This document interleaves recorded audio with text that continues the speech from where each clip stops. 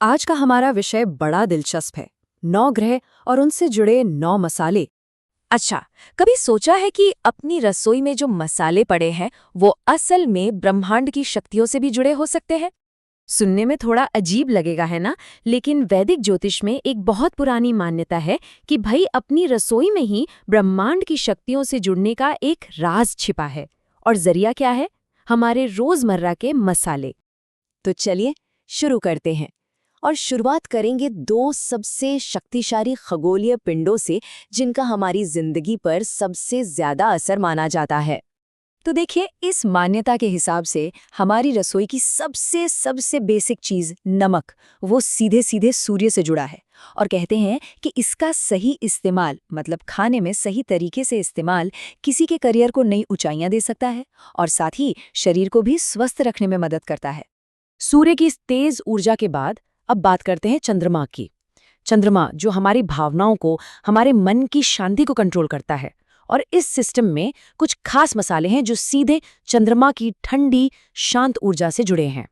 मान लीजिए किसी की याददाश्त तेज करनी है या फिर कफ की समस्या है, तो इस मान्यता के हिसाब से सौंफ और काली मिर्च, ये दोनों चीजें बहुत मददगार हो सकती हैं।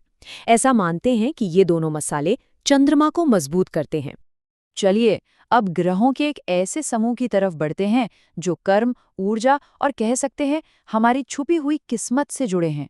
हम बात कर रहे हैं मंगल की और साथ में रहस्यमयी राहु और केतु की। तो सबसे पहले मेथी।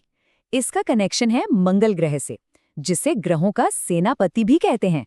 और ऐसा माना जाता है कि मेथी खाने से इंसान के अंदर मंगल की ऊर्जा बढ़ती है, मतलब साहस और उत्साह बढ़ता है।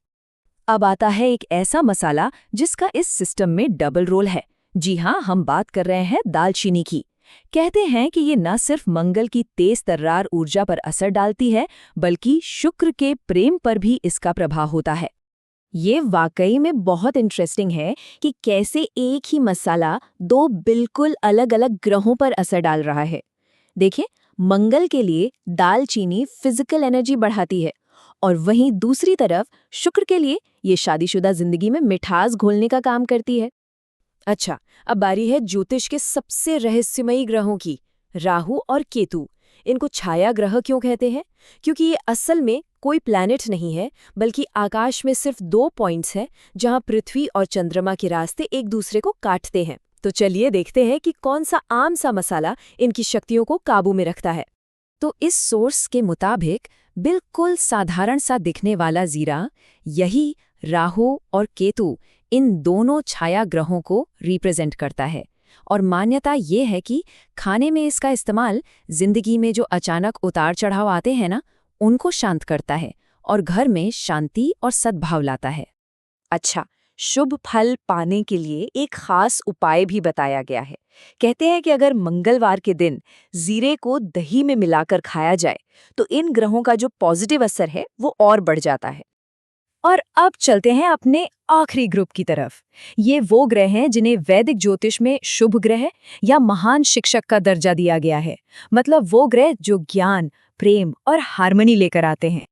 तो सबसे पहले बात बृहस्पति की, यानी गुरु ग्रह की। ये ज्ञान और गुड लक का सिंबल है और इसका कनेक्शन है हल्दी और जौ से। इस मान्यता के हिसाब से हल्दी के इस्तेमाल से बृहस्पति खुश होते हैं और अच्छे रिजल्ट्स देते हैं, और जौ भी गुरु ग्रह को मजबूती देता है। अब बात करते हैं प्रेम और सांसारिक सुख के ग्रह शुक्र की। शुक्र को खुश करने के लिए तो कई मसाले बताए गए हैं, जैसे दालचीनी, सौंफ और काली मिर्च। कहते हैं कि इनके इस्तेमाल से मैरिड लाइफ में खुशियां और तालमेल बढ़ता है। और आखिरी में बुद्धि और कम्युनिकेशन का ग्रह बुध। इसके लिए जिक्र आता है हरी इलायची और सौंफ का। ऐसी मान्यता है कि इनको खाने से बुध ग्रह मजबूत होता है और बुद्धि तेज होती है। और हाँ, एक एक्स्ट्रा बेनिफिट भी है, इलायची डाइजेशन के लिए भी अच्छी होती है। तो ये था 9 ग्रहों और उनसे जुड़े मसालों का एक दिलचस्प सफर। चलिए, अब जो कुछ हमने जाना उसे फटाफट एक नज़र में देख लेते हैं। तो ये देखिए, ये टेबल पूरे सिस्टम को समझने में मदद करती है।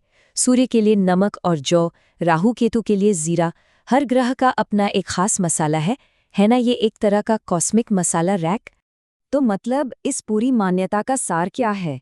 यही कि कॉस्मिक एनर्जी के साथ तालमेल बिठाने के लिए कहीं दूर जाने की जरूरत नहीं है। क्या पता, सारे उपाय हमारी अपनी रसोई में ही मौजूद हों।